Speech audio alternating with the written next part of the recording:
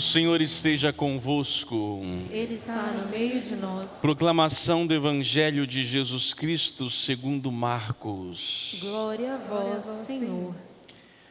Naquele tempo, Jesus disse a seus discípulos: naqueles dias, depois da grande tribulação, o sol vai escurecer e a lua não brilhará mais. As estrelas começarão a cair do céu e as forças do céu serão abaladas. Então vereis o Filho do Homem vindo nas nuvens com grande poder e glória. Ele enviará os anjos aos quatro cantos da terra e reunirá os eleitos de Deus, de uma extremidade à outra da terra. Aprendei, pois, da figueira esta parábola. Quando seus ramos ficam verdes e as folhas começam a brotar, sabeis que o verão está perto. Assim também, quando virdes acontecer estas coisas, ficais sabendo que o Filho do Homem está próximo, às portas. Em verdade vos digo, esta geração não passará, até que tudo isso aconteça. O céu e a terra passarão, mas as minhas palavras não passarão. Quanto àquele dia e hora, ninguém sabe, nem os anjos do céu, nem o Filho, mas somente o Pai. Palavra da salvação. Glória a vós, Senhor. Que as palavras do Santo Evangelho perdoem os nossos pecados. Amém.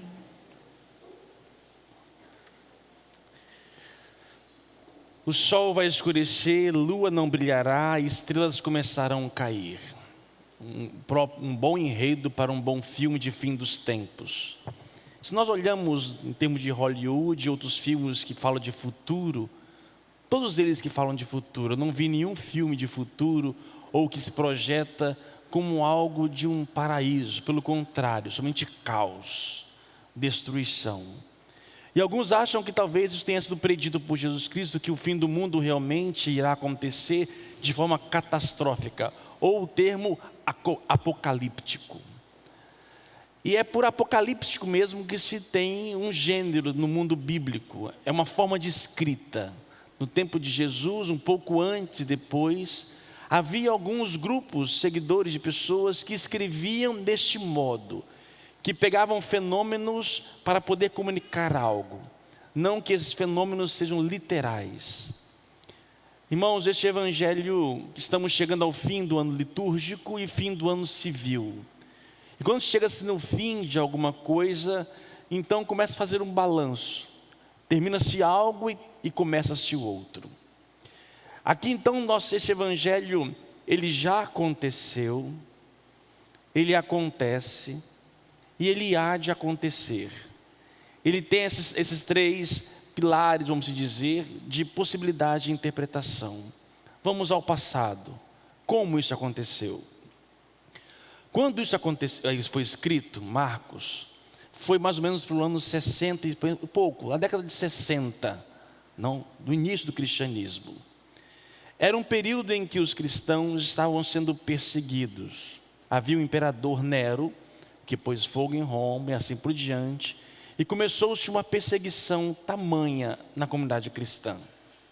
Uma grande tribulação se abateu sobre eles. Passada a tribulação, diz aqui a profecia, porque Jesus, 30 anos antes, em Marcos faz lembrança disso, ele diz: depois da grande tribulação, o sol vai escurecer, a lua não brilhará e estrelas começarão a cair. Nós mesmos, por exemplo, usamos essa linguagem, popstar. A estrela do pop. Estrela são pessoas que se destacam em alguma questão na vida. São estrelas.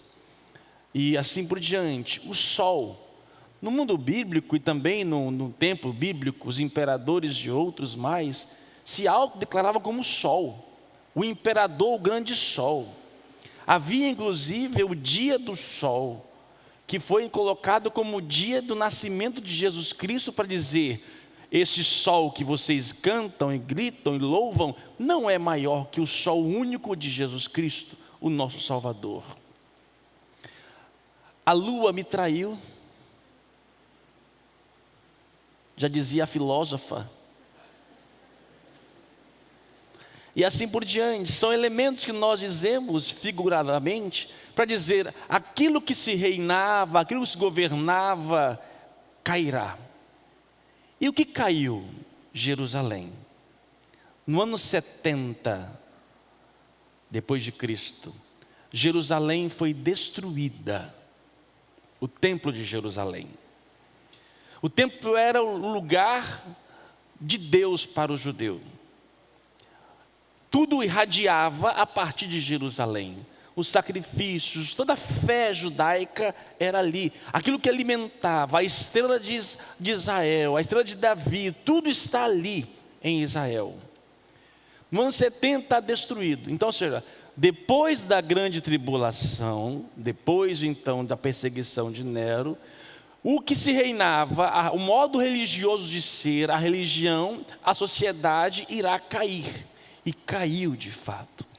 E a partir disso irá surgir quem? O Filho do Homem. Quem é o Filho do Homem? O Filho do Homem é o próprio Cristo, mas também é aquela imagem perfeita que Deus deseja para o ser humano, ou pela sociedade. A imagem de religião desejada por Cristo, a imagem de ser humano, podemos colocar isso na imagem do Filho do Homem. Então, depois da tribulação, o que se reinava cai, vai surgir então um novo. Este novo que surge é o Filho do Homem. Por isso, levantai a cabeça e louvai. Louvai e agradecer a Deus, porque o novo acontece. Este evangelho aconteceu. Este evangelho acontece no tempo de hoje. De que maneira? No processo de conversão, minha vida é aqui. O meu Deus são os meus ídolos, são as minhas filosofias, são o meu modo de acreditar, são pessoas que têm poder sobre mim. Só que de repente eu encontro a salvação, encontro Cristo. Eu passo por uma dor tremenda, porque aquilo que eu achava que era sublime, perfeito, não é mais. Cai por terra, como diz outro filósofo, Cazuza: os meus heróis morreram de overdose. Aquilo que eu achava que tinha poder, que me iluminava, perdeu-se. E eu entro numa grande dor e tribulação, e vai caindo as estrelas, vão caindo todas as luas que regiam sobre mim. E nesta hora começa a nascer quem? O Filho do Homem, o homem perfeito, aquilo que Deus esperava por cada um de nós. Exemplo dessa metáfora, temos o conhecido São Paulo. São Paulo, que um judeu perfeito, pleno, completo, e que na sua conversão cai por terra, fica cego. E ele percebe que aquela luz que iluminava não era real. Ele passa a ser iluminado pelo sol, o sol verdadeiro. Caiu por terra. Às vezes também no nosso processo de conversão, tinha pessoas que eram importantíssimas na nossa vida. Só que depois que a gente se converte, ela perde o sentido, perde a presença, o valor. E aí nós vamos colocando o valor realmente em quem deve ser, no Cristo. Este evangelho aconteceu, acontece e acontecerá. Nós vivemos tempos, e desde toda geração, passando por épocas, temos impérios que vão surgindo. Grego, nós temos o Império Persa, o Império Romano, surgiu depois o Império Franco, foi surgindo hoje o Império Norte-Americano, vai surgindo o Império da China, Oriental, são impérios. E quando um vai se tornando hegemônico, o outro vai se derrubando. Só que vai chegar um momento em que nenhum império humano, nenhum sol, nenhuma estrela irá permanecer diante daquele que há de vir, do sol. Só que para que Cristo se manifeste, passaremos por tribulações. É impossível nascer sem sofrer. As dores de parto que vivemos na humanidade, uma mulher que sofre, uma criança sendo para ser gerada, ela sofre para poder vir à luz. Para que o reino de Deus aconteça, para que o Cristo, quando vier na sua glória, sim, no fim dos tempos, haverá sim dor e sofrimento, tribulações, porque aquilo que nos rege, que nos governa, irão cair. Os poderosos irão cair, os sóis, as luas, as estrelas, todas irão cair. E é nesta hora que vai surgir a imagem perfeita de Deus da humanidade. As dores nos fazem melhores. Passando por essa pandemia, a grande tribulação que vivemos coletivamente em nossa sociedade. Após a pandemia, após a tribulação, o que caiu? Para muitos caiu talvez o que se regia. Muitos estavam estressados, muitos estavam cansados e perceberam que aquilo que os iluminava não era verdade. Muita gente pós-pandêmica está diferente, está mudada. A forma de viver modificou, colocou um pouco um pé mais no freio. Muitos aprenderam a valorizar a vida. O que iluminava muita gente? Trabalho, trabalho, dinheiro, dinheiro, poder, poder, poder. Esses eram sóis, isso eram luas. Que depois da grande tribulação, que foram caindo, começou a surgir o quê? Uma nova pessoa. Talvez você, cada um de nós, sejamos melhores. O Filho do Homem está surgindo em cada um de nós. Por outro lado, tem muita gente que mesmo pós-pandemia, grande tribulação, não aconteceu nada, não modificou coisa alguma. E enquanto sociedade, enquanto comunidade, o que fez surgir em nós? Ou será que nós continuamos com os mesmos deuses do passado? Como diz outro filósofo, né? Somos os mesmos como os nossos pais. Ainda somos os mesmos como os nossos pais. Ou será que de fato algo novo aconteceu? E o que é esse Filho do Homem? O que ele faz acontecer em nós? Filho do Homem, Cristo, Cristo, amor. O meu melhor passa pela tribulação, é deixar morrer todos os deuses ou aquilo que nos rege, para vir nascer o meu melhor, o amor. Será que nós na pandemia nos tornamos mais amorosos? É verdade que muitas ações foram feitas, lives, doações, QR Codes para lá e para cá, ajudamos milhares de pessoas pelo mundo afora. Só que não basta. Precisamos que esse Filho do Homem seja perene em nós. Não é porque agora estamos relaxando, não estamos sofrendo tanto mais, que vamos voltar aos sóis, que vamos voltar às luas e às estrelas. Devemos voltar e permanecer em nós o verdadeiro Filho do Homem, que é a caridade.